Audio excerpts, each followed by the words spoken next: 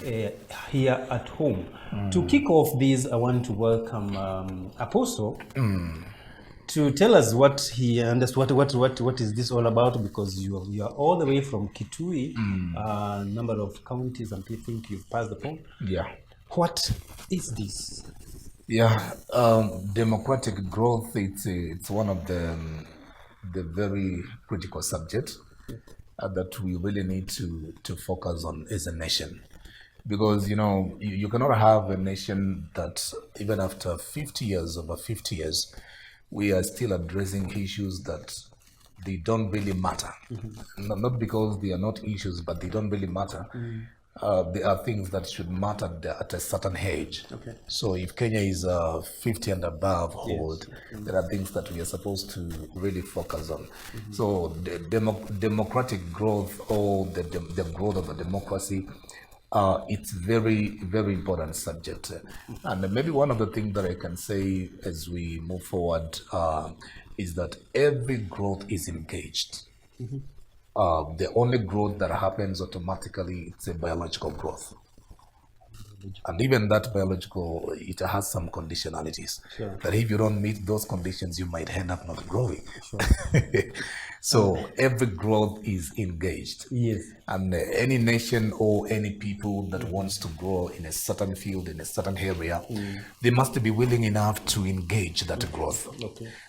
So I think, Manipal, as a nation, we have to come to a place or to a point where we can be honest enough and engage on a discussion that touches on the real issues that are affecting our democracy, that are affecting our day-to-day lives as a nation.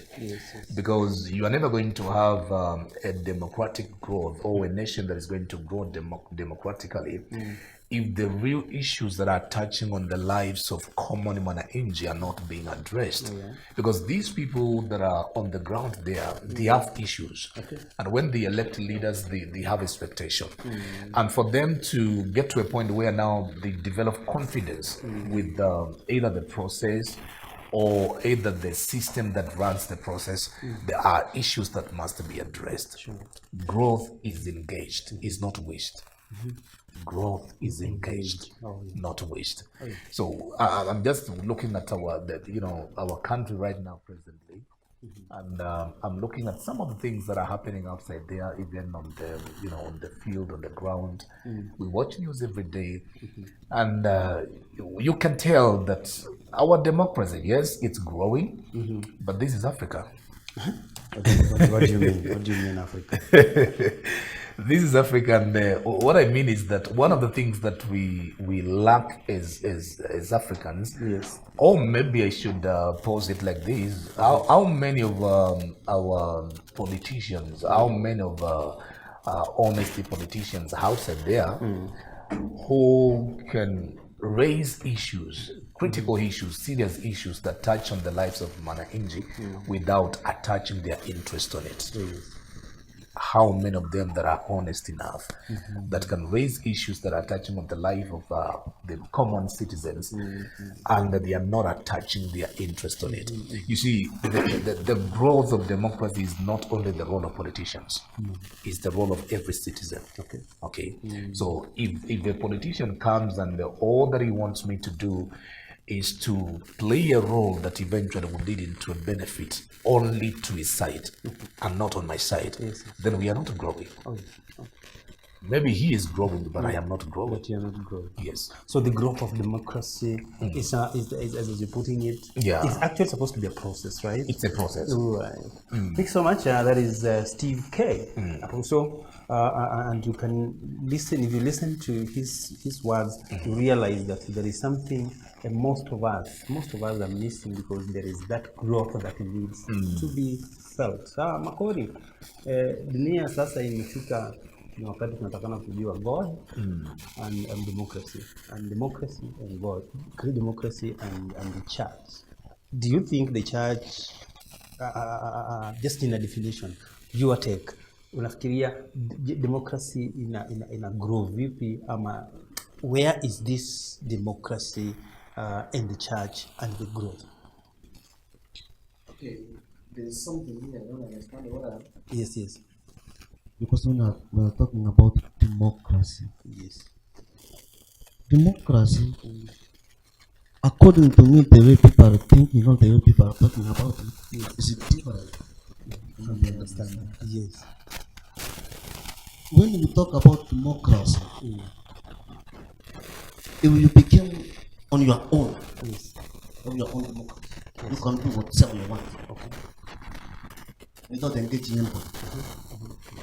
Right now, as we talk as Kenya Yes. or in Africa, we have a problem of this democracy because people are just saying anything, talking anything, nobody will question Okay. because of democracy. And even so, it is the same. I cannot say the church we have democracy. How could you have democracy? Because you are not living on your own. Oh yeah. The church was purchased by the blood of Jesus. Okay. So you are married to somebody.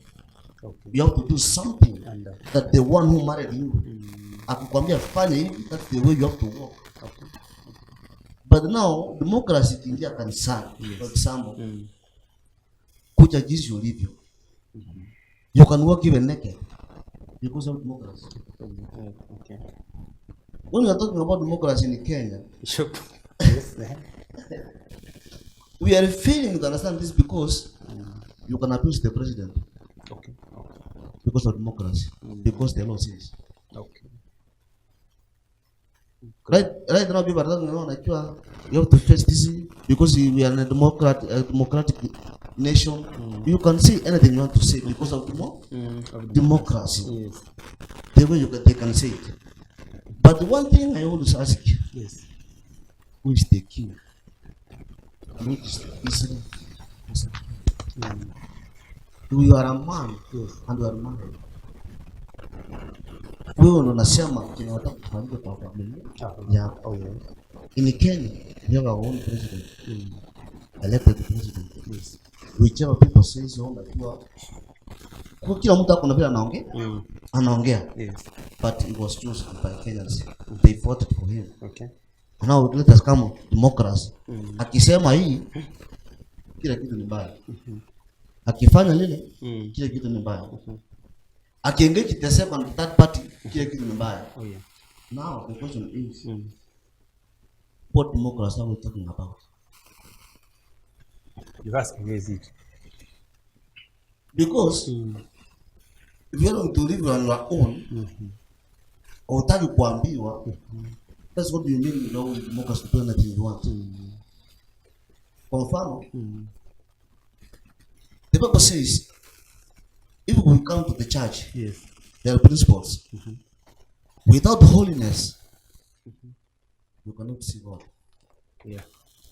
Now, I want you to help me apply democracy without holiness. Tell me. It is impossible to please God without holiness. Sure. Now, mtu amekuja amevaa miniskirt. I am preaching there. I am a pastor. I am at the pulpit. Amevaa naked. Una expect niangalie wapi? Juu.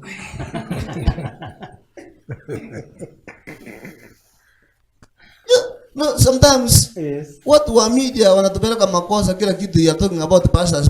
Yes. The question is, your wife akitoka kwa nyumba alikuwa democracy. Akafaa vile anavyotaka. Oh, my dress, my code, my dress, my choice. Yes. And then unakuja kwa mwanaume, niko pale kwa madhabahu na ubii. Let me ask you, ukikuja kutoka kwa nyumba yako, you are free. With your own democracy. Unakuja, umekaa pale kiti cha mbele. And then unajua wakifaa hivi wanajua tisi atajua amefaa vibaya. Anajua halafu anakaa ile kiti ya mbele. Anaanza kuning'iniza kiti akiinua miguu juu. Na mimi niko pale kwa madhabahu. Unapanga neno. No, baby, hiyo neno litaingia. You are living in democratic country. Hakuna democracy. Hakuna kitu kama hiyo. Mwenye atakwambia democracy church hakuna. Ukikuja utakuja shule ulipokuwa. Ukiingia hapa lazima ubandike. Kama ubandike kwenda ukiendana. And I think mimi Mungu wa Mungu, by the way, I think mimi concern ndio tete. Ukija in my church niko na nyongo. Unaona? Exactly. So kwa kuna democracy. Aje Okay. pale kwani Yesu alipoingia hekaluni alipata watu wanafanya business kwa hekalu alifanya nini? Pokea My mjereko viewers. ukienda ukienda. My viewers, you have a right to make a choice and also make the right choice, because if you go to Makori's church, Bishop Makori, I'm sure you adhere to these rules and law.